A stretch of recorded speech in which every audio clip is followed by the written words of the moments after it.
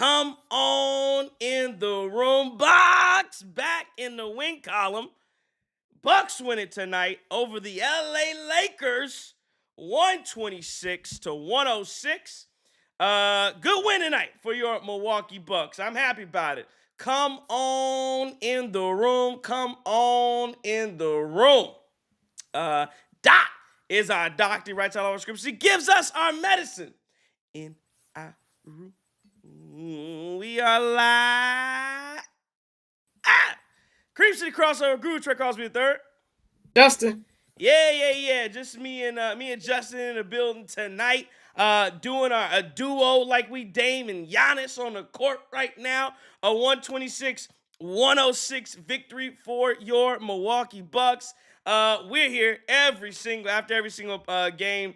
We're glad you're here joining us, tuned in as the Bucks beat the Lakers tonight. Good win for the Bucks, 100%. Good win for your Milwaukee Bucks. Basically, after that first quarter, when it was 33-29, you were up 4 at the end of the first. You were up 8 at the end of the second because you won that quarter by 4. Every quarter except the fourth quarter, and you had your bench in, the Bucks scored over 30 points. So I know that there's a lot of talks around about the offense and how much you can do offensively and how much certain guys are holding other guys back. And Giannis only took 1 shot in the fourth here, and Dame only took 2 shots in the fourth here. You put up 126 tonight. So that's a good victory over the LA Lakers. You can talk to us in the chat and the YouTube. We'll talk to you there. You can talk to us on the Twitter as well at TCIESQ. Man, good win for the Bucks tonight. Let's do it. Let's get into the game recap again. I'll check the YouTube in just a second. After we gotta get this recap going. Giannis tonight, 24, 12, and 9. Looked like he was a little upset when he came out at the end of that game, thinking that he was going to be able to get a triple-double. But he took a jump shot instead of passing it off. He thought he was going to have one more possession. But Doc told somebody to foul. Giannis, a good night tonight. First half was, a little shaky. Offensively, let me not say offensively. I'll say from an aggressive standpoint, scoring the basketball, it was a little bit shaky. Outside that, I thought he was good. 24, 12, and 9. Brook Lopez, 23, 4, and 5.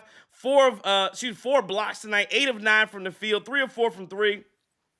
A plus 22. No bad word to say about Brook Lopez. I mean, again, we complain about Brook. We talk about Brook. I will say I thought, he had some struggle on Luka defensively when they got him into some of those actions, but we can talk about that in a little bit. But Brook Lopez tonight offensively did exactly what you wanted him to do when you have Alex Len matched up on you, and the Lakers lack the size inside. No LeBron tonight, no Jackson Hayes. No real athleticism on him at all. As I believe Steph Curry hit his 4,000th. Was that his 4,000 career 3-pointers for Steph Curry. But yeah, Brook Lopez is exactly what he's supposed to do: dominate in the paint. And he hit his 3-point shots tonight. He was a plus 22. Taurean Prince, 7 points, 4 boards, 1 assist, 1 steal, 1 block. Man, he got torched in that first half by Luka Doncic. I mean, again, it's Luka Doncic, so I'm not sitting here like just, oh my God. But it just goes to show you when what does this look like when it's, and again, not everybody is Luka Doncic, but what does it look like? Do you have a question mark at that 2-guard position? Because when you're playing the Boston Celtics, when you're playing the Cleveland Cavaliers, you're going to have to stop wings. You have to stop big guards. Taurean Prince did not show that he could do it tonight against Luka Doncic. Damian Lillard, 22, 10 assists, 6 boards for him, 6 of 14 from the field, 2 of 8 from 3.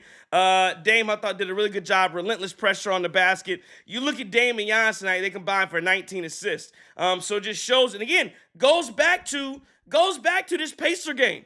Really does. And I know a lot of people were upset and talking about the aggressiveness, but the Milwaukee Bucks in the last two games have done an excellent job. Teams have tried to get Giannis and Dame out of the game. Others are stepping up and hitting shots. And again, if you're going to finish with 9 and 10 assists combined, if there's no reason that they force the issue. If I'm getting 23 from Brook, if I'm getting 22 from KPJ, if I'm getting 16 from Gary Trent Jr., they don't have to force the issue. Talked about Torian Prince not playing good defense on Luka Doncic. One guy who did, Kyle Kuzma continues to amaze me as just as a basketball player. 5 points, 4 boards tonight, 2 of 9, 1 of 4 from 3. He was a plus 10. He had 3 turnovers. I mean, it was a bad offensive night from Kyle Kuzma. Like, there from decision making, from turnovers, from shots, shot selection. Bad night. But he was as bad as he was offensively. He was just that good defensively against Luka Doncic in the second half, and at the end of the first, to be honest, end of the first half. So Kuzma tries to make up for himself a little bit. It was some offensive deficiencies with how he played defense, and I was impressed by what he looked like on the defensive end against Luka Doncic, who could not be stopped. Kyle Kuzma held Luka to 1 of 6 when he was matched up on him shooting-wise. So a really, really good job. How about Kevin Porter Jr. tonight? 22 points, 3 boards, 2 steals, 2 blocks, 5 of 10 from the field, 5 of 7 from 3, plus 15. Hell of a game from KPJ. Gary Trent Jr., 16 points tonight, 6 of 14, 4 of 9 from 3. Well, I did not know he took up 14 shots tonight. Jericho Sims, what do you want me to say? 4 points, 11 boards, 1 assist tonight. They are figuring out how to play offense with him. Nice lob that we got from Dame to him. It's going to be tough to tell him when Bobby Portis comes back that Jericho Sims can't get minutes. Somebody's going to have to lose minutes to Jericho Sims. I don't know who it's going to be. Somebody's got to lose minutes to him. AJ Green, 3 points tonight, 2 assists, 2 steals, 1 of 2 from the field. He was a plus 12. Bench guys got in at the end. None of them scored. On the LA side of things, Austin Reeves, 28, 8, and 5. Alex Lynn, 2 points, 3 boards. Dorian Finney-Smith, 5 points, 1 board. Gabe Vincent, 6 points, 1 rebound, 1 assist. Dalton Connect, 10 points. Jared Vanderbilt, 4 points. Markieff Morris, 4 points.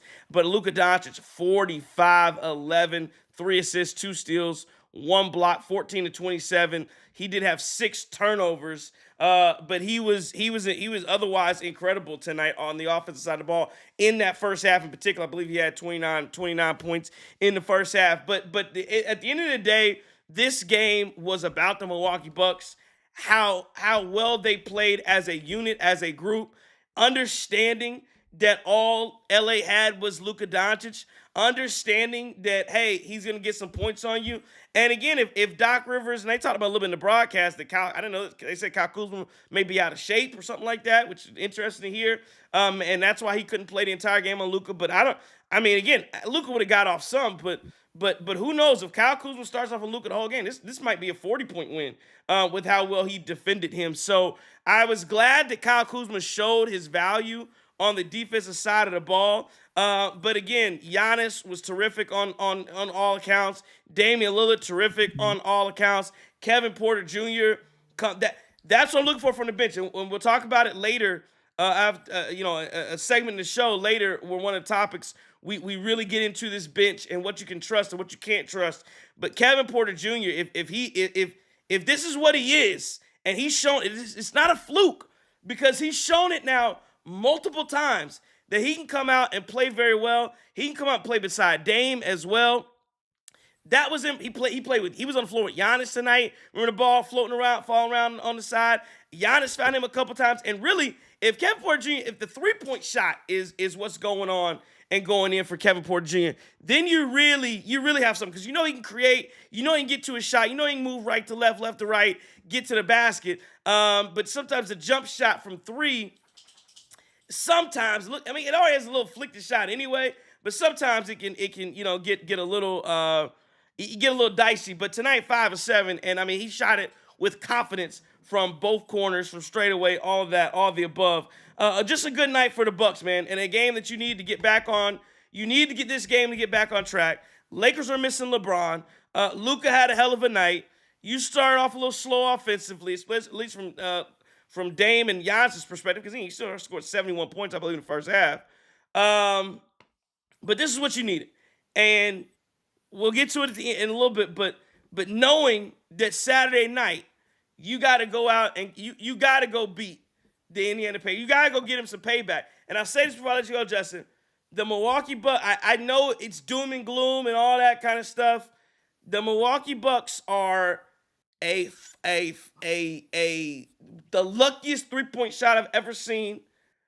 Oh, including a phantom foul away from being on a 2-game win streak right now, having a chance to really to be having a chance to sweep the Indiana Pacers in the series. Again, game razor thin margins here. Like I know that 3-point shot had everybody telling us that, oh my God, it's in, oh they suck it. It's don't get too high, don't get too low. That's how close you are to being ready to sweep the Indiana Pacers in a season series. You are a 3-point shot that might as well be Tyler Hero. Both of them Wisconsin bums. But you are a 3-point shot from Tyrese Halliburton away and a phantom foul away from a Scott Foster-led crew where the Indiana Pacers, I believe, are 4-0 this season. Side note.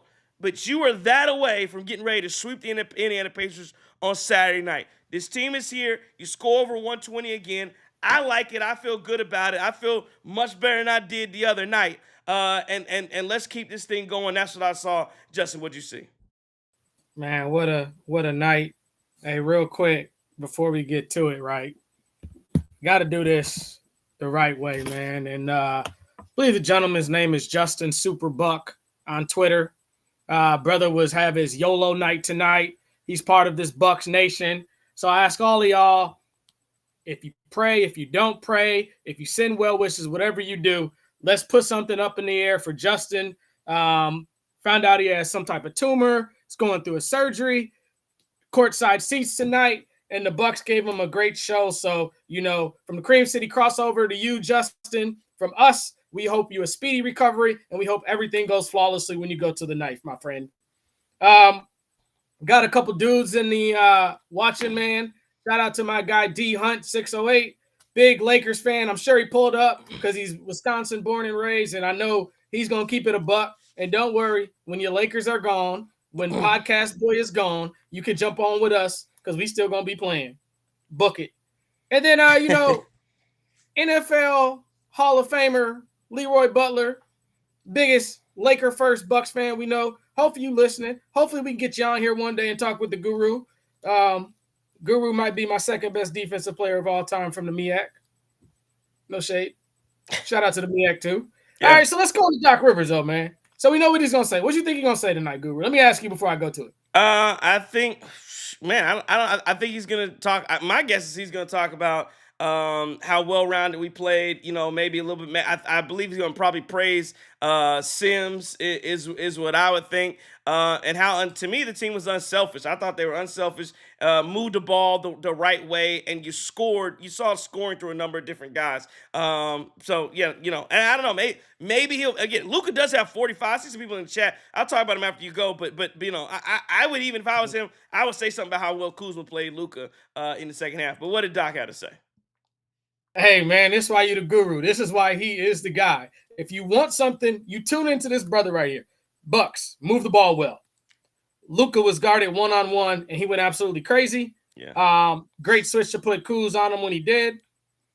He talked a lot about – so Doc doesn't just complain about the schedule that the Milwaukee Bucks face. He said that back-to-back going from Milwaukee to Denver from a Los Angeles team is just absolutely crazy. KPJ did a lot of good things tonight. Yeah. I think everyone saw that. Did praise Sims. He's not concerned about Kuz not making shots, and he knows that guy's going to hit his rhythm and he's going to score baskets. Just a well-rounded effort, man. The effort was great tonight for the Bucks. Plenty of shooters. That's what he talked about. We got a whole gang of shooters, man. And if KPJ is going to hit that shot like that, that's scary. And he did say, because it kind of segued into what you talked about, cannot wait to get Bobby back because that's one more weapon that he can have in that arsenal. So, you mentioned Kuz's defense on the Bucks. Now, this is me. We're done with Doc. So, You mentioned Kuz on his defense. Luka went 1 for 6 from the floor once Kuz guarded him. Yep. 1-on-1. Shots contested and stuff like that. Which for the record, Justin, would mean if he was 1 of 6 with Kuzma, he went 13 of 21 against everybody else. So all that stuff we talking about in the chat about this and that and blah, blah, blah, 1 of 6. That's what you need to pay attention to. Kuzma had excellent defense tonight.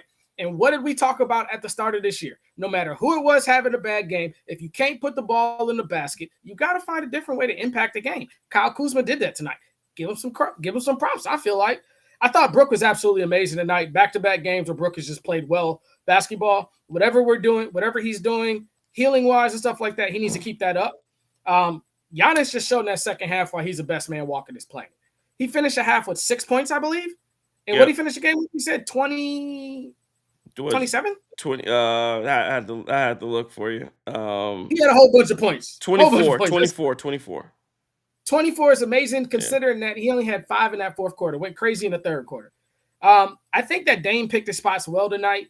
When you got guys coming in the game like Gary Trent Jr. playing well, KPJ playing well, I think that somebody's going to have to – the shots would have to suffer, and Dame did a good job of that. And I think that's why he's an all-star, and that's why he's a good a great point guard. Only other thing I say, I thought the game plan was pretty good. You could clearly see that the game plan was to let Luka go crazy and stop everyone else. I thought the kid Austin Reeves played a phenomenal game, though. But this is why Luka Doncic, and this is why the Lakers won that trade. They made the Mavs GM look even dumber for that trade. I mean, this guy is a guy that can – I mean, he damn near won the game. Well, not won the game, but he damn near kept him in the game for 3/4 of that game by himself. That's crazy. Austin Reeves, another great player. I mean, so – and I don't want to spend a whole lot of time on the Lakers, but the Lakers have a good young core, even when LeBron goes. And we already know how they will and deal. They're like the Yankees. They're like the Dodgers. They're going to find a way to get somebody else. It's just what they do. The nasty in the front row, I mean, we need to get that guy, like you said, get that boy a quarter zip. Get him something, man. Like, yeah. We need him there. He brings energy, man. But shout out to all y'all Bucks fans in the arena. I thought y'all did a good job of bringing the energy tonight. And like the boy D Hunt said earlier today, Guru, it was a lot of purple and gold in downtown Milwaukee. They asses went home upset too. Yeah, no, they definitely went home upset because the Bucks did exactly what they were supposed to do to them. But to your point on LA, I agree with, and that's why the trade just made no sense. Like the Mavericks literally gave the Lakers new life. Like you talk about life after LeBron, it was over. I'm on record saying that it was a terrible decision for JJ Redick to take that Lakers job. It was like, why would you do it? You're everything's done. You're cooked once LeBron leaves. But they pull a rabbit out of a hat. Nico Harrison throws him a lifeline, and now you have your future set. I mean, again, to me, the people who, if you were watching TNT tonight, the people who should be most upset, not Lakers fans because they lost and now they're the 4th seed, not anybody else looking around.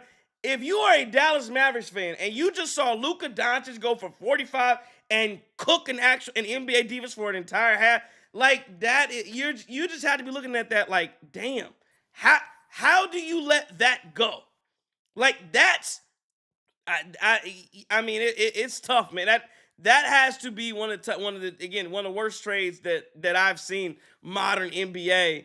That goes down. That was just terrible. And Luka Doncic, again, he had a great first half, an absolutely great first half for him. But my point on that is, like you said, the Lakers are now set moving forward for life after LeBron. They can start to get younger. They can start to continue to get new pieces in and out. And LeBron probably, I think he has at least 1 more, maybe 2 more years left. Who knows how? I don't know when his body's gonna break down fully, or when he just gets done playing. But they've set themselves up now at Luka Doncic to basically go into the next decade of basketball. They have their star to come right behind LeBron. Let's go to the chat. Daniel Joseph says live. Go ahead.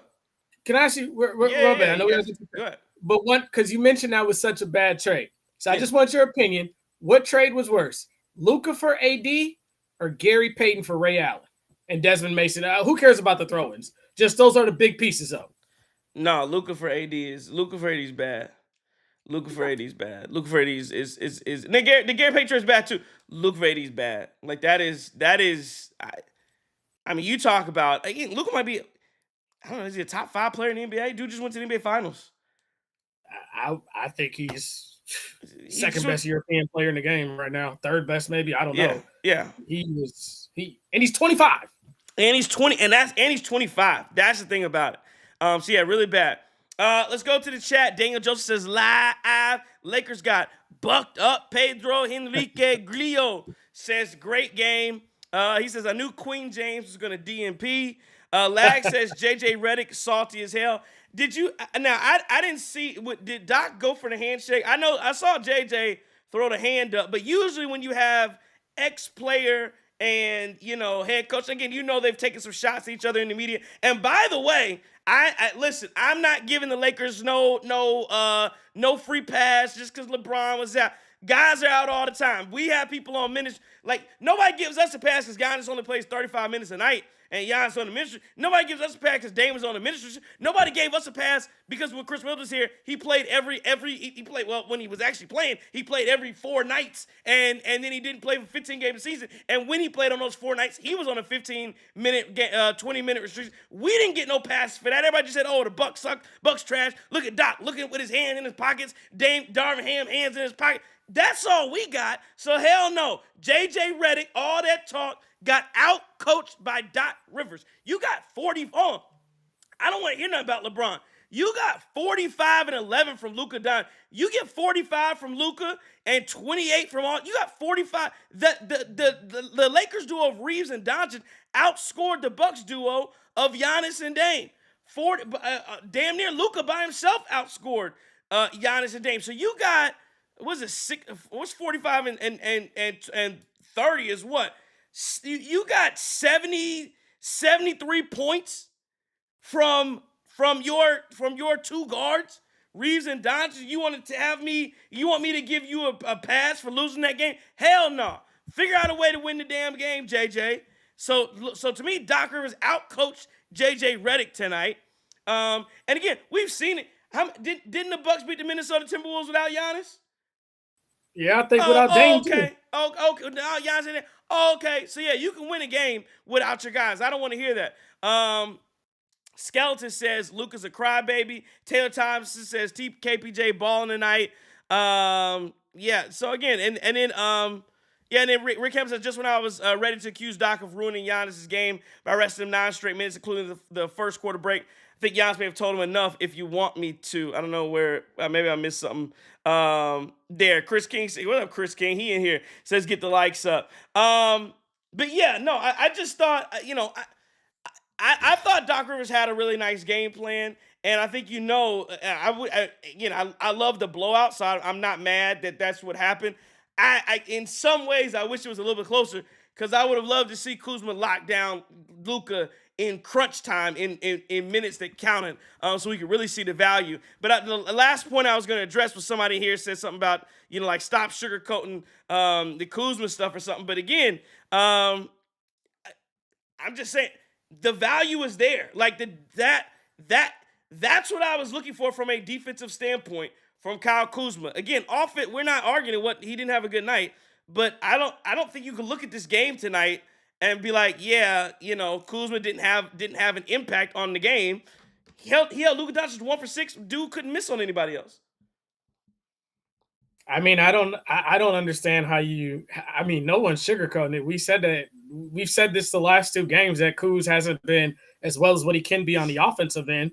But when you got a dude going for 29 in the first half and you hold that guy to 45, and I know that doesn't sound like a lot, but you got to realize he's the only option they have. So when he does that, that is just as impactful as going for 17 or 22 or 25. You stop the guy who was the only legitimate threat to beat you. Cause the guy to turn the ball over. You said 5 turnovers, I believe 6. Yeah, 6 turnovers. Kuz forced a couple of those turnovers. He did force a couple. Hey, Jericho Sims had a nice defensive possession against Luka as well. I'm loving it. Go ahead. Sorry.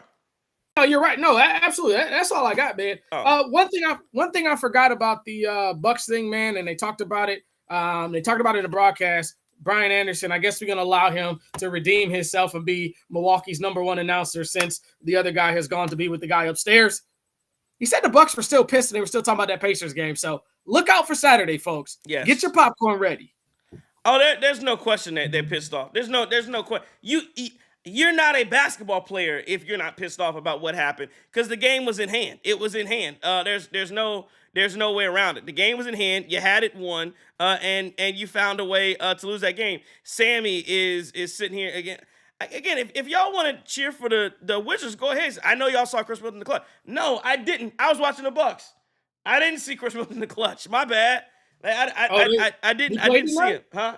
Yes. Now, for the record, yeah, he did have a good game tonight. Because he beat they beat the Detroit Pistons. So shout out to Chris Middleton for helping the Bucks out and beating the Detroit Pistons tonight. We absolutely needed that. I believe it was Rick Hamilton in here who said that Jericho Sims, the minutes he would take away is from Kuzma.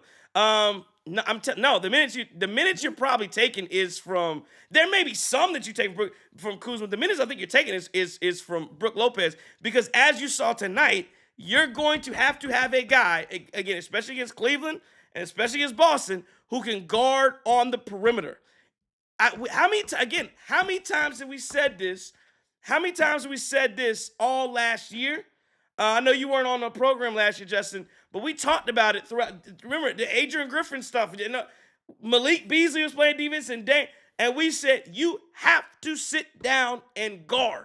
And we probably said it to start this year too. You have to have guys that are willing to sit their ass down and guard. If you don't, you will lose. The Boston Celtics have Drew Holiday, Derek White, Jason Tatum, Jaylen Brown. Guys, I'm not talking about them on offense. We know what they can do.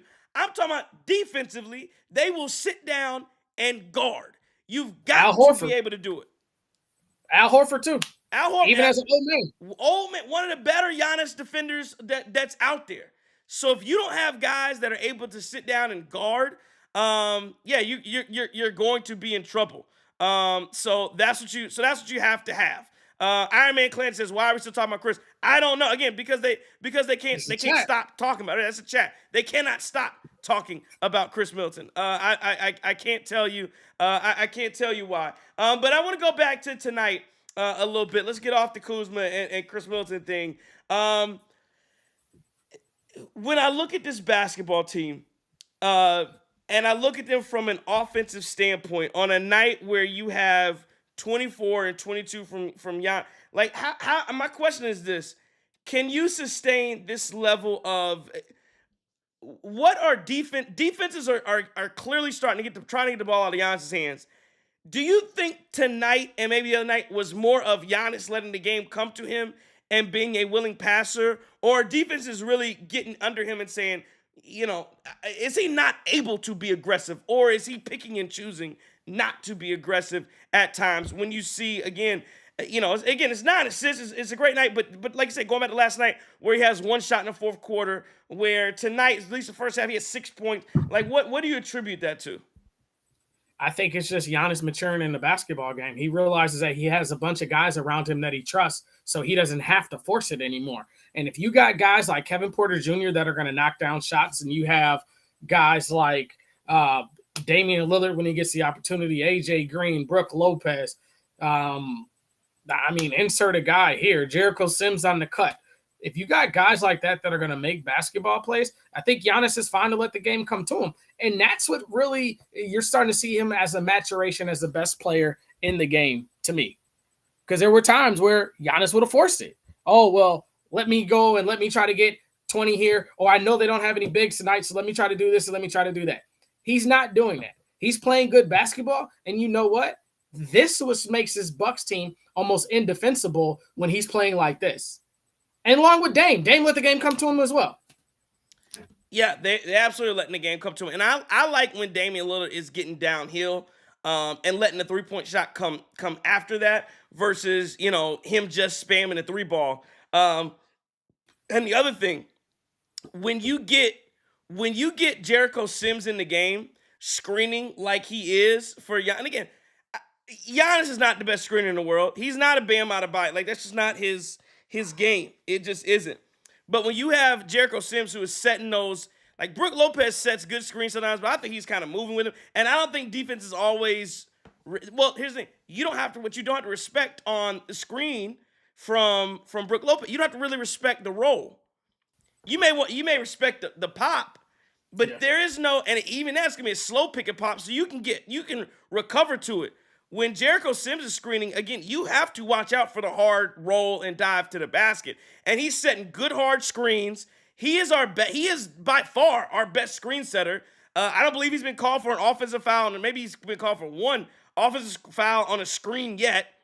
He sets hard screens and he's rolling to the basket. And again, the more and more they feel comfortable. And here's the other thing: like when they're throwing these alleys, they did a great job on TNT tonight, showing how and a lot of love for how athletic and how high he was getting up off the ground.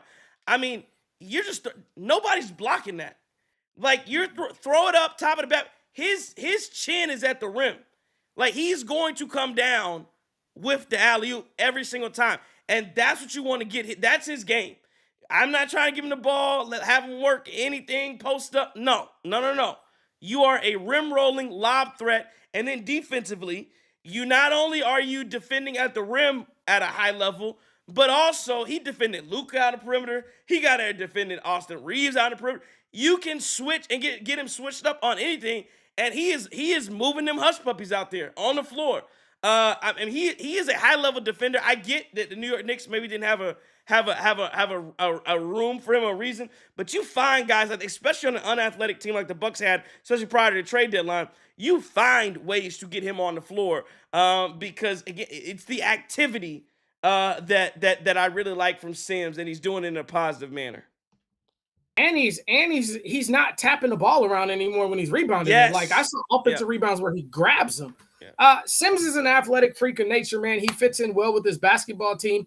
I know there was a couple games ago, there was some chatter in the chat that they were talking about, well, Sims is like Andre Jackson Jr. because he can't score. But everything that you mentioned before that is why he can stay on that floor versus what Ajax can't. And hopefully what Ajax is doing right now, because I haven't lost belief in him. I mean, heck, during that first half, I almost thought we should have put him in to guard Luka a little bit because he was just, Torian Prince, goodness gracious. But I thought that Sims comes in the game and he sets the tone. And sometimes you don't have to set that tone on offense, but he does that as well. You get a powerful dunk. That sends a message. You get a big, strong rebound. You set a hard pick. All that stuff sends messages. I think this Bucks team is deep. And remember, and we've been saying this even during the 3-game losing streak and during the 8 out of 9 streak, this team is still continuously learning to play together.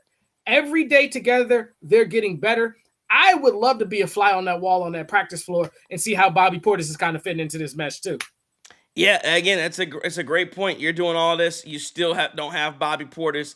I think he's going to be a welcome addition because, again, we talked about this before too. One of the issues of Bobby is Bobby and Brook on the floor together. You get real slow from a defensive standpoint, from an offensive standpoint too in some ways. Bobby and Sims on the court, that's a different dynamic that you might like. And again, the difference between Ajax and Sims is Ajax is having to work from the perimeter from an offensive standpoint in the corner or what have you. And again, I think it's just easier to not guard him. Sims is working from under the basket or right around. You can't just leave. I mean, yeah, you leave him, you just throw it up for him. He's going to dunk it. And he's an underrated passer with the ball too. We forgot to mention that. He passed the ball very well for a big that doesn't have his own creative shot.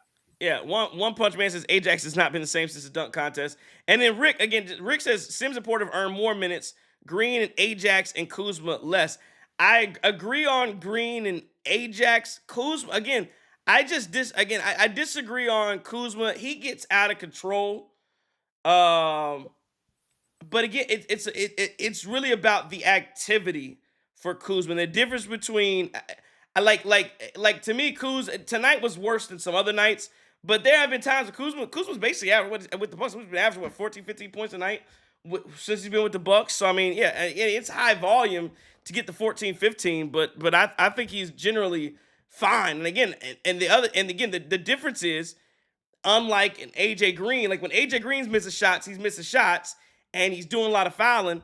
Kuzma is a bigger wing, and he's like, again, it's really a size thing. Like if Kuzma was 6'5", yeah, we might have to have some conversations. But when you're 6'10" and can move athletically, from a size standpoint, it gets there. He's had some really good rebounding games as well. So again, it's about finding your value and doing different things. And I think that's what this is about for the Bucks. I wanna keep moving here along with the program. And Justin, I want to ask you the next thing I wanted to get to and ask you. Looking at our bench, 22 from Kevin Porter Jr., 16 from Gary Trent, 4 and 11 from Sims, and then you did have 3 from AJ Green. When we get into the playoffs, of course, as we always know, you're going to get in scenarios where where Doc Rivers is probably going. Well, I know he will. I don't say probably. You're going to have to shore up that bench. You're going to have to take minutes away from guys. You played, I mean, regular rotation guys tonight. You had 5 guys that played. Excuse me. You had 9 guys tonight that played 17 plus minutes. That's not a thing in the playoffs. You just don't have and oh, by the way, you didn't have Bobby Portis on the floor tonight. So that's another guy that you'd have to add in. So all of the guys that played tonight, plus Bobby Portis, that's 10 rotation guys. The guys I'm leaving out are Nance, Livingston, Jackson, Rollins, and Connaughton. I'm gonna leave those guys out and say that I'm almost certain they're not going to get rotation minutes. Could there be a time where you put in Ajax or Ryan Rollins for a spurt, just like you did with Thanasis and what was my man's name? Jeff T. Jeff T. Are there times where that may happen? Maybe. I almost tend to think Doc Rivers wouldn't do that. I know Bud did. I don't think Doc will. But I'm gonna leave those guys off and say 10 guys. The guys who played tonight: Kuzma, Giannis, Brook, Prince, Lillard, KPJ, GTJ, Sims, Green, Bobby. That's 10. When we look at this bench, and the question I have up on the screen is, can you trust the bench? How many of those guys do you legitimately trust? And then John Hassel again. You're just saying Kuz can't play. That's just incorrect. So, but let me say this before we go to that. There's one thing about it. I mean, I just have to do this. It's one thing to not like, but just say, hey, it's easier to come in. I'll say this too. So, did you see where Lou Will tonight had the clip where Lou Will said Giannis hadn't added anything to his game? And just sounded, yes. Lou Will said that Chicken wings? Huh? Yes, chicken Chicken wings. wings? He said that the difference between Joker and SGA was that they added things to their game, and Giannis hadn't added anything to his game. And he wanted to see that's the difference between the MVPs right now. Is those two have added things Giannis hasn't. And basically everybody came and cooked him, was like, bro, you didn't watch the games. Giannis clearly has added a mid-range shot. And my thing I said, my retort to that was, it's easier. Like Shaq got on and said the Detroit Pistons were boring. K cut, nobody impresses him. And then what he did, he admitted. Oh no, then he didn't know. He said that he thought that Chauncey Billups coached the Pistons, and then he just admitted, you know what? I don't watch the Pistons. John, it's easier to just say I don't like Kuzma than say he can't play defense when he was legitimately the only player tonight he did stop me, but the only player who had a chance of stopping Luka tonight was Kuzma. Like, to say he can't play defense, you get to the point where you can say whatever you want to say about offense, but then once you start saying things that are just objectively false, you lose credibility. That's all. Like to come in here and talk about how guys, that's fine, but to say he can't play he just said he can't rebound. Huh? Right? Like he's like one of. But we only have 3 guys that even attack the glass. That's Sims, Giannis, and him. So to say that, so again, I'm sorry I went down that route. Back to my original thought though. Of those guys on the bench, like who can you trust them? Like who can you trust? Is Kevin Porter Jr. really the guy that we saw tonight? I feel like I can trust Gary Trent Jr. I feel like I know what Sims is gonna do. I think my question marks are AJ Green and even Bobby Portis, I feel like I know what he's going to do. I just don't know if he's going to do it correctly every time. But again, are you playing that many guys? Like, there are just so many question marks I have going into the playoffs. Hey, before I answer this question, it's okay to throw some strays, right? That's okay. It's always okay. I tend to do that. So first of all, can we go back to Shaquille O'Neal on that broadcast real quick? Just real quick. Yes, yeah. Yeah, shout out to your pops. That's what happens when you put an Omega on the postgame show. All right, we're gonna keep rolling now. We're gonna keep rolling. I know who coaches the Pistons. Just say. Let me give you another stray. Kevin Porter Jr. tonight looked like it was 2021 Drew Holiday guarding him when he put that 50 burger up on our Milwaukee Bucks when you could only have 5 people in the arena. So I definitely trust Kevin Porter Jr. I feel like if we're going to win this championship this year, which I really believe that we can, we're going to win a game because of AJ Green. We're going to win a game because of Kyle Kuzma. We're going to win a game because of a Bobby Portis. They're going to make timely plays. AJ Green is a lot like what Matt Connaughton was on that 21 championship run. There's going to be times where his lows are very low. And is that okay? I don't know. But I know that I trust that guy with an open shot no matter how cold he is in the game. Same thing with Damian Lillard.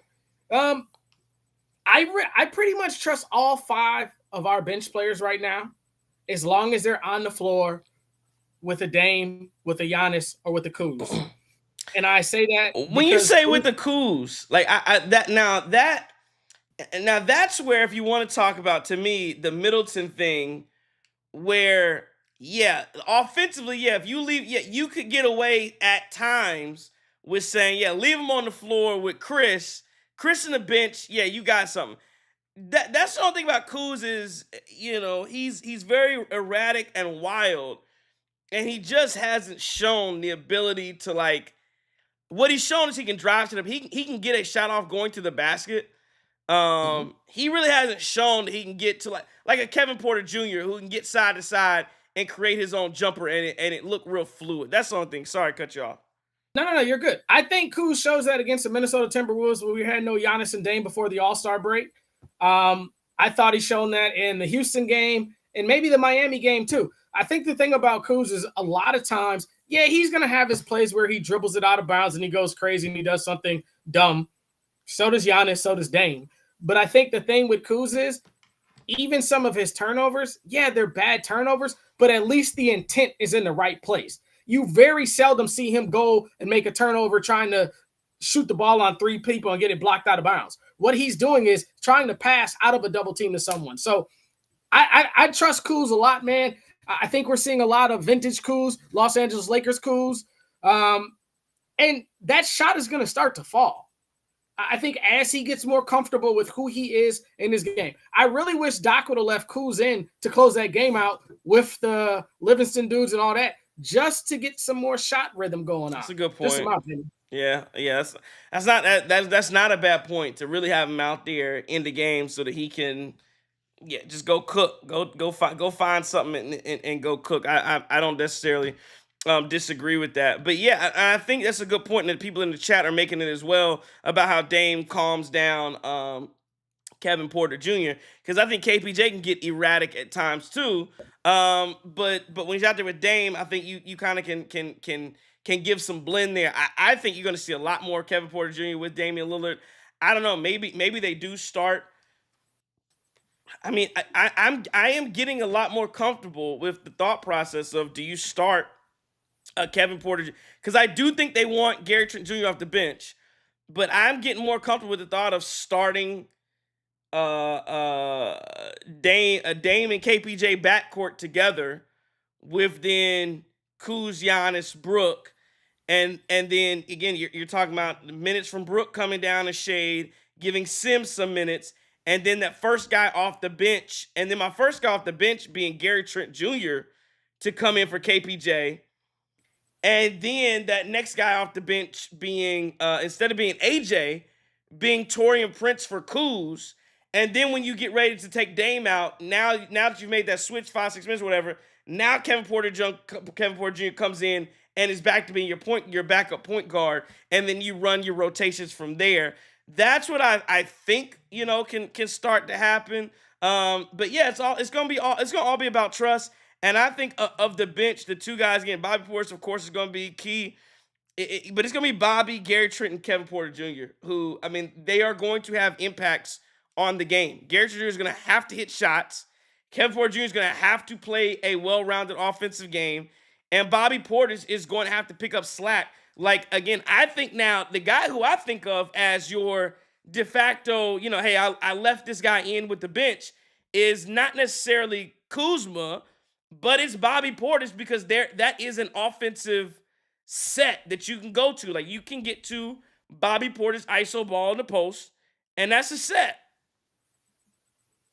And Bobby should be able to put whoever your backup 4 or 5 is in a body bag for the most part when you're looking at this. I mean, we're talking about Sam Hauser guarding this dude in the post for the Boston Celtics, or potentially, I don't even know them other backup bigs for the Boston Celtics. We just throwing shots. Cornette. Yeah, him. Oh boy, please put him on Portis. Lord have mercy. Portis gonna win 6 man of the post. We win a championship. You put Cornette on that dude. I bet the mortgage on that. Cleveland, they're real shaky what they can do because they do. Atkinson does a good job as far as shuffling his lineups to make sure he can keep a Mobley or somebody on that floor at the same time, man. But I really think like these guys are gonna learn to play better as they continue to play more games underneath together. And there's guys that are going to increase the defensive intensity, like a Sims when he comes in the game. He's going to make these guys play better. There's a guy like Kevin Porter Jr. who's just going to bring that dog. We got a lot of great players. I'm really excited about this postseason. I know the chat going to kill me because I've talked a lot about Kuzma and Bobby Portis tonight, but I really believe, and I've been saying this all year, whether we were 2-8 or whether we were 18-8, I feel like we got guys on this team who can hoop. And when we play bad, Trey, you a witness. I always say, hey, man, them dudes can play better than that. And you see it on a night like tonight, and I don't care who we're playing. Yeah, no, I'm with you. Shout out to John Hassel with the super chat. See, that's why I like. Again, I like our people in the crossover because again we have a disagreement with John and he still throws super chat in. So I appreciate it. John says I agree. You have to start KPJ over Prince. I really do think Doc Rivers is gonna get that right. I don't know why he continues to start Prince, but I have a feeling Doc Rivers is going to make a change at some point. I don't know when, but I do think he will. But if we do that, we got to get Taurean Prince into the sports psychologist because when he comes off that bench, it's a completely different player. And I understand TP has struggled in the starting role at times. He's had a few games. He looked great against the Pacers the last game. Let's not forget that now. TP was probably should have been a game ball guy, right? He did. If we don't get that, we ain't gonna talk about that boy from Oshkosh no more. Yeah, but no, he did. Go ahead. Yeah, he did. When he comes off that bench, he is a shell of himself in his bad games. And I'm just saying, so some guys that you can't. And for me, last thing, Trey, you know what my motto is? It's not who starts the game. It's always who finishes. Well, that's true. Well, and for the record, I don't disagree with you, but sometimes it is who starts because you can't get down. I'll say this. I thought there was an opportunity tonight. Now again, the first quarter was close. We were only up 4. There was opportunity. We should have been up. I thought if Kuzma hadn't been playing as bad as Kuzma was much better because he was defending Luka in the second half. But I believe, he got them. He started off the game like 1 for 5 or whatever hell it was, and he had a rough stretch to start the basketball game, and with turnovers, he had a charge I think that got counted in there. Another where he just wasn't bad missed shots thrown off the backboard.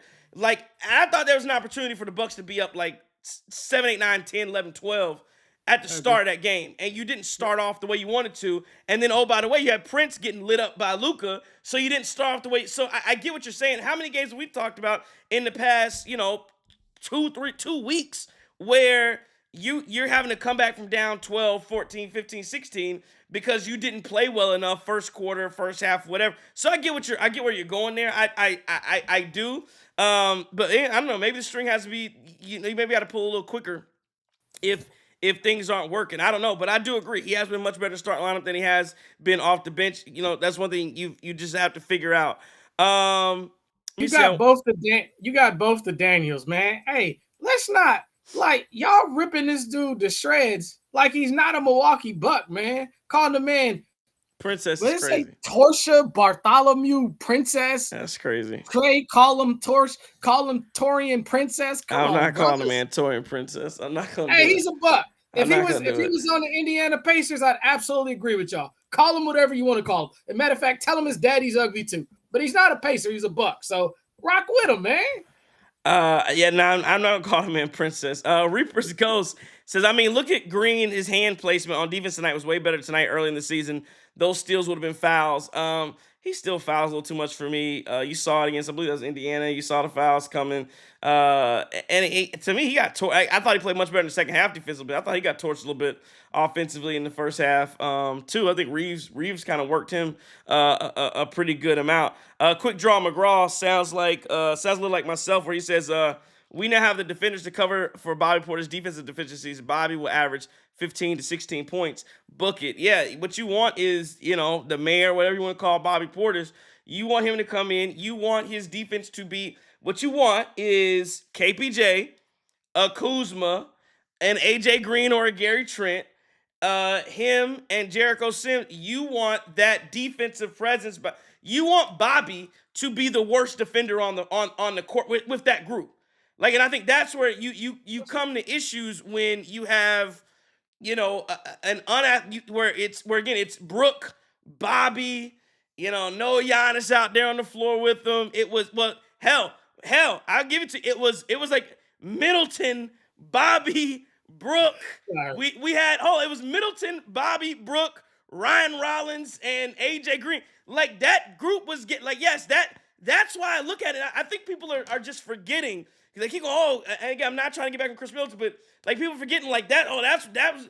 You've changed the dynamic from a defensive standpoint. Again, what I think people forget is that you have to play defense too. Defense, everybody looks at numbers, and it's much easier to quantify an offensive game and how a person or an individual has played on an offensive standpoint. But you have to look at the totality of everything, and also what your personnel is. And you've flipped all of that around. So again, if you imagine your front court, instead of being Chris, Bobby, Brooke in as a front court at a certain particular time, imagine that now being Kuzma, Bobby, Sims. That is a lot of insulation around Bobby Portis, where yes, his defensive skills, you can hide him much easier. I don't think, again, it's not as black and white as, well, Chris Middleton could beat Kyle Kuzma one-on-one because he's a more skilled player. That's not basketball. That's all I'm saying. Again, you put up 126 tonight. I'm not saying you don't need it all. The 106, holding LA to 106 was more important than the 126. You have guys that can score. You have enough. You have Dame and Giannis. You have enough of that. That's all I'm getting at. You needed to get more athletic. You needed to have defense. Now, again, we'll see how it bears out, because I see people saying that, I see people saying that we have no chance against Cleveland, but again, I don't. And you saw it so Charles Barkley said it on the pregame. Said, yeah, that maybe I can see him beating the Knicks. They're not beating Boston or Cleveland. Give me your. We've talked about this before, I know, at length, but how can this group? Let me ask you this: how do you do it? Because what people are saying is you don't have the guns to do it. You don't have enough guns to show up against Brooklyn. Brooklyn. You don't have enough guns to show up against. It's funny, the Brooklyn dude's never in the chat when we win either. But you don't have enough guns to show up against Cleveland and Boston.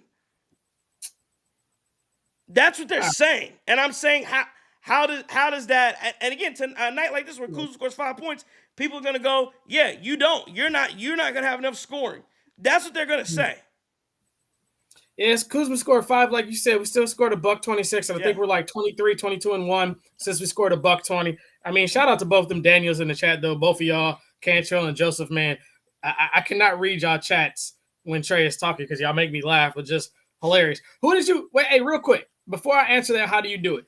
Who was that starting five you talking about? It was Middleton, it was Bobby. Who were the other one? Yeah, so it's like Middleton, but I'm just giving a group that was out there on the floor. It'd be like Rollins, AJ, Yeah, uh, yeah. Rollins, AJ, Chris, Bobby, Brooke. All right. So let's go. That's getting Let's torched. let me take my hat off. Let me put my JT hat on for 1 second. So that's like that 5 on the floor he's talking about. Hold on, Justin. And before that, before we figured out Ryan Ross could play, it was DeLon Wright with them boys. Yo, Before we figured out Ross could play, remember how long it took them to get Ross on the court? But go ahead. so if I thought about this from JT's mindset, he's like, that's that girl you dancing with in the club. Is she the baddest thing in there with the lights off? You cut the lights off, and you like, Lord, let me run. Let me use my Nikes, bro. And then, but hey, so how do we do it against Cleveland and Boston? So this is the thing. First of all, Cleveland is doing the same thing that the Bucks are doing when they play well. They're moving the ball and they're relying on role players. Because if you remember that last Cleveland game and we played them, Mitchell didn't do it. Garland didn't do it. Mobley really didn't do it. It was Max Strus. It was Sam Merrill. Guys like that. Sam Merrill, I know he has a ring on his finger from us. Sam didn't play in that playoff run.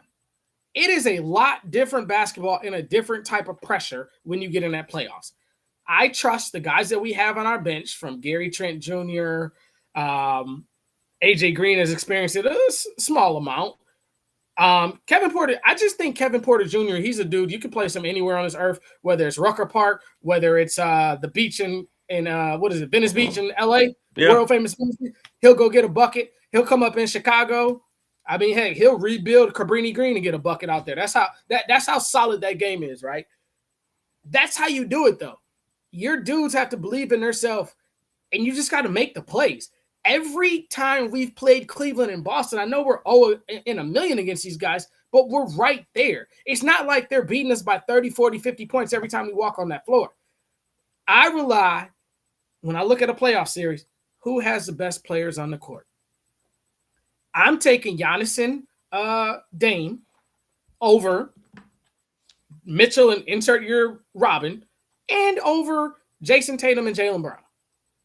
With the defense, because I mean, I know y'all talking about Kuzma can't guard. With the defense of Kyle Kuzma, and more importantly, ladies and gentlemen, the availability with a healthy lower body. Hey, yo, pause. Yeah, no, and I'm with you on those points as well. And I think, again, the biggest thing for me, when I think about Boston, when I think about uh Cleveland, somebody talked about collapsing the defense. Well, no, Reaper's Ghost says no. We do have a chance against the Cavs where they messed up last time. They were collapsing defense too much when someone's going to the paint and switching and dropping was terrible. You know who doesn't have to play drop defense? Sims? Right. You don't have everybody can switch. Everybody can switch out. I tell you, and again, and what was that? That was the Pacers game. Even against the Pacers. I don't know if there was a stat where there was a stat. I don't know if you saw this. There was a stat where the Milwaukee Bucks, we gave up against the Pacers in the entire NBA, like they do how much space somebody has to shoot, how many like feet or whatever inches, whatever it is. That game the other night against the Pacers was the largest amount of space for open shooters for a game in the entire NBA. Was the other night we played the Pacers. I believe they took 38 threes. 32 of those 38 threes, or 30, I think it was 39. 32 of the 39 threes were deemed uncontested. That's unacceptable. And again, I get at to me, one of the main culprits of that is Brook Lopez. And again, there are times where he plays well. I know, again, he played that fourth quarter was great where he was scoring against Indiana. But you have to couple that against, what do you want more? Can you Can you take less of Brooks scoring versus more defense? I think, to me, the issues are compound with Brook Lopez. It's on the front end, they're trying to get him involved into actions where he has to come up and he's slow. The second part is if you get by guys and bring him in, the defense collapse, you can push out. The third thing is, there's really three things. Even even if you collapse and you're able to get out and when they pass it and go make a contest, once you get Brook out there on the contest, it's slow as hell. Like everything about it is not very fast. Nothing about him is moving quickly. So even once you get the Bucks rotating, boom, pass, all right, rotate, boom, they pass. When you get them rotating around the perimeter, once you get Brook making a rotation, instead of having to pass because guys out there, you can pump and go, and now Brook is behind you anyway, and now you're back playing 5-on-4 again because Brook's out of the play. So I just wonder, that's gonna be a question for Doc. How much what do you want to do about that? When do you want to do it? The great thing about the NBA is it's 7 games. And for what it's worth, it took Mike Budenholzer to get down 0-2 a couple times before he was like, you know what? I got to change some stuff because if I don't change it, we're going to lose the series. So we'll see what he does. Anthony Lacey says, go ahead. No, the beauty about a Marquette alum from wherever Mike Budenholzer graduated from, shout out to Shotgun the Golden Eagles. Great. Did he go somewhere like New Mexico? Somewhere? I don't know. He went to wine country. Oh, okay. Shots. But the beauty about Doc, what you see about Doc is a lot more, for you football fans, a lot closer to Andy Reid than he is to insert ex-football coach here. Doc has changed his philosophy in Milwaukee. Doc wouldn't play a Ajax. Doc wouldn't play a Ryan Rollins. Doc wouldn't play a Kevin Porter Jr. Doc wouldn't play who am I missing? AJ Green. Those would all been veteran minutes. Yeah. That would have been your DeLon Wright until the wheels fall off. So I think he can make adjustments. And hey man, look, man. Now I'm stuttering and the chat finna kill me. But they was killing me last game, dog. I was because I was so upset. Doc is a master of his craft, and Doc gets a lot of slack for how bad those Clippers teams and those Sixers teams perform. But he played with a bunch of almost F-bombed it. He played with a bunch of punks. Them dudes ain't want to win. There was a lot of dudes out there that want to look good versus win, that want to get their max deals versus win. He has dogs here that want to hoop. Shout out to NYC Demon back in the building, though. Yeah, our guy. NYC Demon with the super chat. Man, you guys are great. It says Kuz played great defense. Yes, he did. I don't know what people see. They're blind, NYC. He says, I would rather have Kuz on Jason Tatum versus Chris on Tatum. I don't know who would disagree. Like again, take everything in a vacuum. What NYC Demon says. Let's just go line by line. Kuz played great defense. Fact. He says, I don't know what people see. I would rather have Kuz on Jason Tatum versus Chris on Tatum. That's a fact. I'm just talking about, would I rather have Kuz on a big-time guard or a big-time player defensively versus Chris? Those are facts. I think the lineup should be Dame, Trent, Kuz, GA, Brook, bench KPJ, Trent, Prince, Bobby, Sims. So you would play 6, 7, 8, 9. So my question back to you, NYC Demon, you play you would go 10 deep. How many minutes? Like when you say that, let's assume Dame's playing 40, 42 minutes in a playoff game. Are you saying that you only got that KPJ's only playing 6 to 8 minutes? Like even when you say we're gonna play 10 people, that's fine. You know Giannis is gonna play upwards of 40 in the playoffs. You know Dame's gonna play upwards of 40 in the playoffs. Like who's missing time? How do you get there? Is Brook playing 15, 20? Is Sims playing 15, 20? Is Bobby playing? Is Kuz playing? Because right now, you would assume Kuz playing 30. And again, I know somebody else said they didn't want Kuz playing 30 plus minutes. I'm telling you, you're going to, when I think about it, you're going to, if Kuzma ends up being, outside of Giannis, your best perimeter defender, he's going to have to match. You're going to have to live with his offense. He's going to have to match up with the Jason Tatum or a Jaylen Brown, and you're gonna have to match those minutes. Like in a like if this was a playoff game tonight against us and the Lakers, the way Kuzma played Luka, Kuzma would have to stay on the court with Luka's minutes the entire time. You'd have to do that. And the difference between Ajax and Kuzma, because I think some people say, well, Kuzma is a 6'10 Ajax. Don't necessarily agree with that, but yeah, I know. But if that's the case, he is still a better offensive version of Ajax. So if I had to live with one elite defender on the floor, I'm gonna live with it being Kuzma versus Ajax. Rick says, can you get Kuzma to stop shooting unless it's a dunk? Only thing I say to that is you still got to keep him honest. You can't. That's the same thing with Ajax, and that's how you also. That's how you also know it's not the same because Ajax truly was left. Like they left him and didn't go get it. You still got to go get Kuzma again. How many? I think people forget there's been 3 or 4 games where remember a couple games where he knocked down two threes in a row back to back. He had a late game 3 against the Wizards. He had a late game 3 against can't remember who that was. Maybe have been Denver.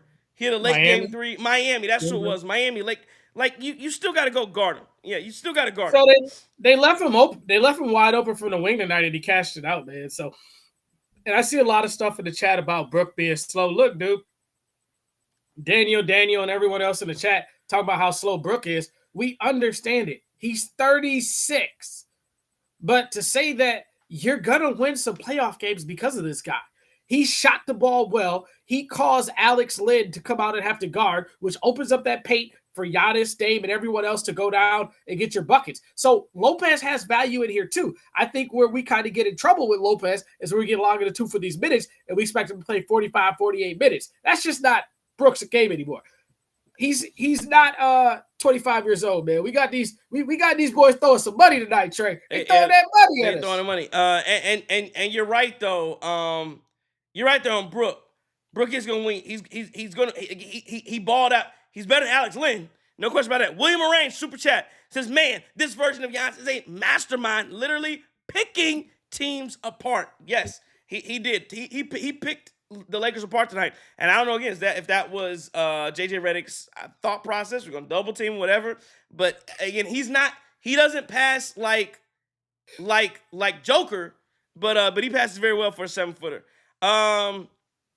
Y'all wildin', Daniel. Brook on. Yeah, you see that? Yeah, y'all wildin'. NYC Demon back in. It says, super chat, appreciate it, NYC.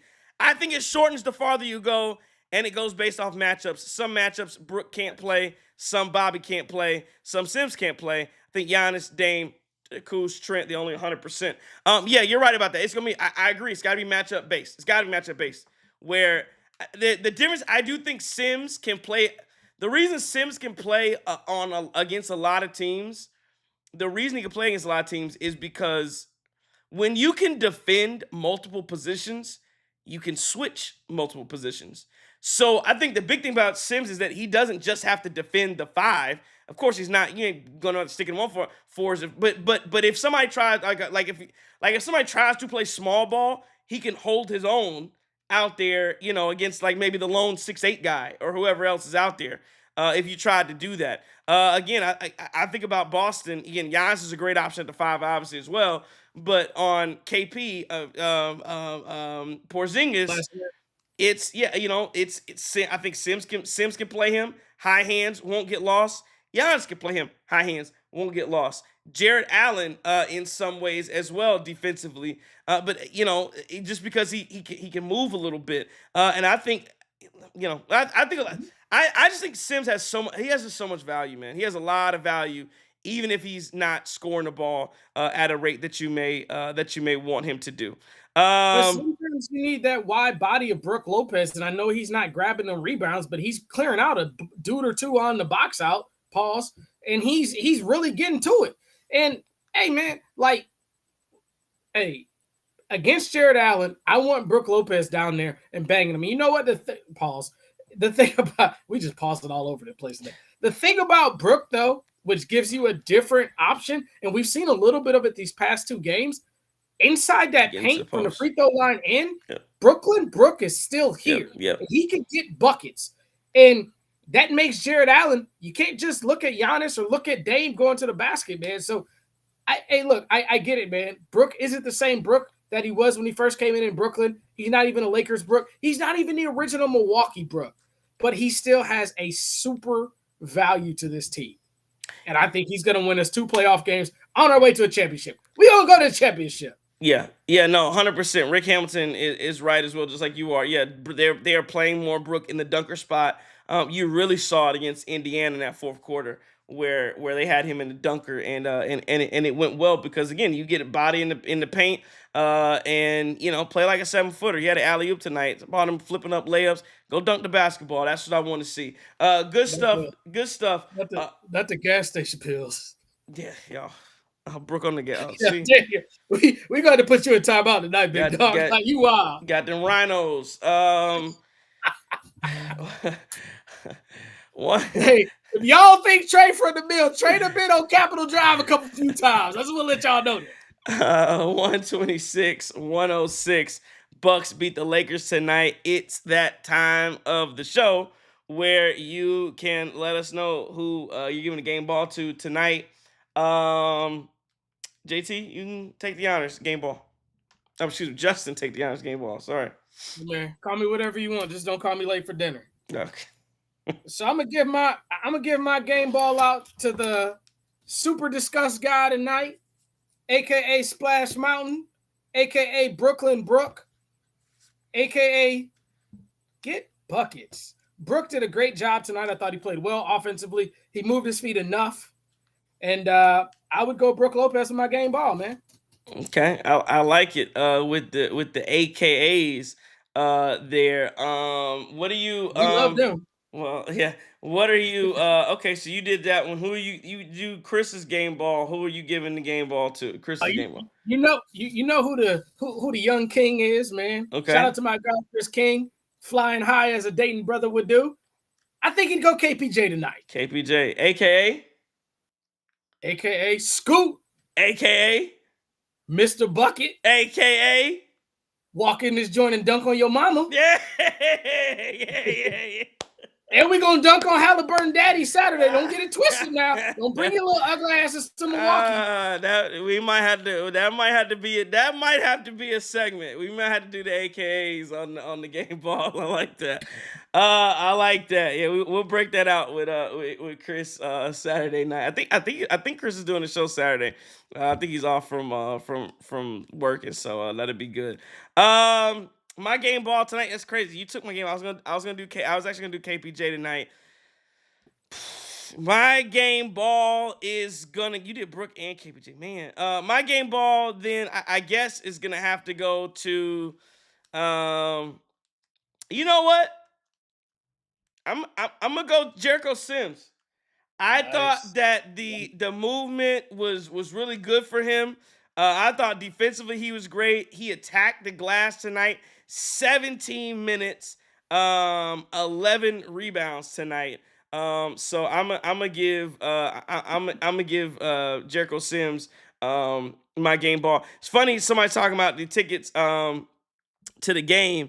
Iron Man says game ball goes to Bucks fans for those expensive ass tickets not to see LeBron. $500 of tickets. I'm gonna tell you, I don't know the person who did it. I know that at least I know a ticket that was sold, a pair of tickets that were sold for $1,000 a piece. And somebody took those for $1,000 a piece and didn't see LeBron James. So I know again, but enjoy. But like I said, you never know what people do. Just like Superbuck, who is going through what he's going through, and hey, YOLO, get down there and one of the things, enjoy life, 100%. Enjoy life, have some fun, and enjoy yourself because you never know. Again, same thing with Junior Bridgman. You never know when it's going to end. And I like the fact they did the patch for him, and I really appreciate that. But yeah, he was at an event out in Louisville, and boom. Here one day, gone the next. So, you never know. Just you gotta live life to the fullest. And then if I was doing say what? Yeah, you got JT's. Yeah. Then if I was doing JT's game ball, you know what? You know what I think JT would do? I think he would get a game ball to Doc Rivers. I think he would take that Doc Rivers JJ Redick matchup and say Doc Rivers outcoached JJ Redick tonight. And especially after JJ Redick has things to say, I think he would go Doc Rivers with the game ball. King of Kings says KPJ. Iron Man Clan says Bucks fans. Rick Hamilton says game ball shared by Porter Jr. and Sims. Daniel Kentrell says Brooke White Pimpin. Okay. I don't know what's happening. I don't know what's happening. Daniel all one tonight, bro. Yeah, y'all wilding 100% tonight.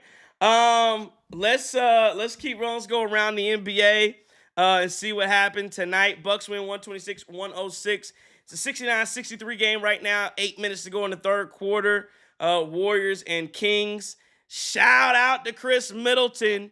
16, 7, and 8 tonight with 2 steals. He was 6 of 13. He was a +2 as the Washington Wizards defeat the Detroit Pistons 129-125. So there we go. Chris Middleton doing it from the grave to beat the Detroit Pistons. We appreciate you, Chris.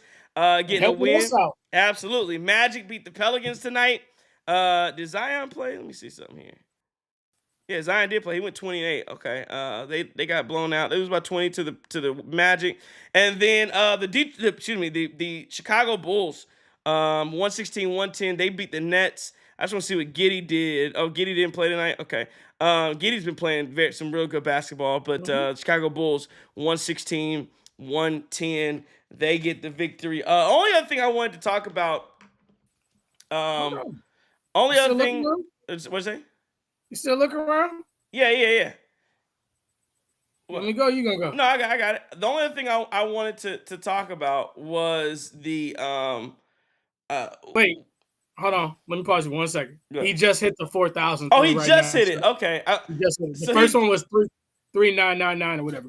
Okay, so my bad. See, I said it. I was predicting. I knew he was gonna hit it. It's funny. I got the TV on mute, obviously. And so I see stuff going on. So I saw him hit a 3, and then they put up a graphic. And so they must have been saying that he was like on the chase to 4,000. I just saw the graphic. That's why I thought 4,000. But yeah, okay. So he just hit it.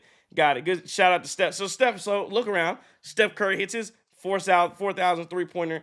He becomes the first player in history to do that. I'm surprised they had Reggie Miller out there at that game. But I was just saying, well, he was there and did the amazing. He has 4,000 threes. James Harden, next person closest to him, has 3,100. Damian Lillard, fourth on the list with 2794. But yeah, it's just interesting. How about LeBron James' longevity? Can you believe LeBron James is 7th in made threes? That's insane.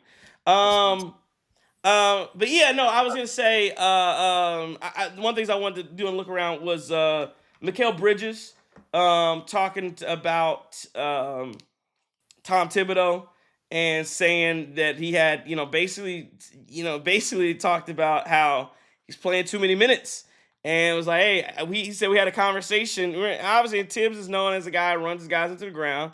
He came out the other day and to the media and said, I had a conversation with Tibbs, and I told him, hey, let the bench guys play a little more. We had that conversation. And it was funny, they asked Tibbs about it, and Tibbs said, we never had the conversation. He said, first off, I've never had a conversation about what Mikal Bridges about minutes played. And then he rattled off all the stats of how many minutes Mikal Bridges has played. And, and about Josh Hart, and said, hey, Josh Hart never wants to come out. Mikal Bridges, we match minutes. He came prepared with facts. I thought it was did you think anything interesting about that conversation? And the fact that it was, to me, the biggest thing about it was that how does that go public? Like, even if you have a problem with how many minutes you're playing, and again, what NBA player is crying about? And hey, I play too much. Like, that is everything. Every time about what's wrong with the NBA, the media, and how is their cover on. We got guys now saying, hey, I play too much. But what did you have a problem with him bringing that to the media or anything, related to how that came out? So first off, shout out to my homie, Julius Irvin Wells, biggest Knicks fan in the world. And I appreciate all the banter of the Knicks. I appreciate all the problems. Keep them coming in. Keep them in the playoffs. That gives them an excuse to kind of debate should Tibbs be there once they lose in the first round to the Detroit Pistons, because that's probably who they're going to play. I just feel like Bridges just is weak.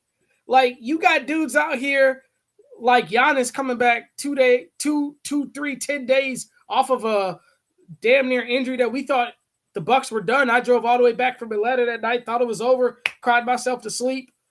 You got a kid out here who's never been injured. I mean, he went to Villanova, so I understand why he's soft. But he went to Villanova. They're all soft. I don't like the Wildcats. I don't like Jay Billis. I don't like anything about that. Only one thing I liked is with DiVincenzo for that brief moment he was a Buck. But no, all jokes aside, man, it's really weak on Mikal to bring that to the media, man. You can't do that type of stuff, man. Don't throw your coach under the bus, even if you had that conversation. It's like us, right? We have conversations, the four of us, each one of us have individual conversations, but we never bring certain conversations here to the air. Right. And that's the way it's supposed to be, man. Like, you got to have a homie rule at some point in life. Yeah, no, 100%, 100%. You gotta have something. There's a code. There's a code. You know what you can't say. You know what you can't say. Especially when your coach has the MO of, I play guys too many minutes. People are upset about the minutes they play. People break down, etc., etc. And to know that that's a common refrain from the media and from fans about Tibbs, for you to then exacerbate that and give light to that, just is a rough thing. Speaking of people, I said Frank Isola, was tweeting about it, and I just sent him a tweet. I was like, I replied to him, was like, it is a new age though, like where Tibbs should know how many minutes you can play, guys, because it's a new age. Frank just gets in the DMs and he starts. I was like, Frank, relax, dog. Like, Frank gets so mad. Like, he's an angry guy. Happy, man. He's an interesting cat, man. He's always angry. Hey, go let me ahead. ask you a question. Yeah. Where they were happy at today? Where were they happy at? Yeah, I know. I was about to think about how I missed that. Oh, where they happy your at? spot, Curly's. Hey, yeah. Real quick, Curly's. I know you out of beer today, dog. You ain't got no $3 joints left. You know why they don't? Why is that? Marquette had a come behind win tonight. They was down 14. Shaka's boys, JT's boys. He don't want a transfer boy to save his life. He found a way to come back and beat them boys. Yeah, we taking shots at you, JC. You catch strays too. The Wisconsin Badgers won a game, and then you go out to Curly's and get as drunk as you can get with a designated driver for the $3 bottles and pipes tonight, Guru. That's what you do, and you get those 2 wins, and then you top it all off with a Bucks win tonight over the LA Lakers. Curly's Water for Sports Bar and Grill, Pewaukee, Wisconsin, Lakeview Boulevard out there on the lake in Lake Pewaukee. Get out there, $3 bottles of pints for all televised Milwaukee Bucks games. I believe they have another televised game on Sunday night. It's got to be televised. Well, OKC. So Saturday night's League Pass. Sunday night ESPN televised game. So that'll be fun. And again, every Wednesday, every Thursday, what they doing?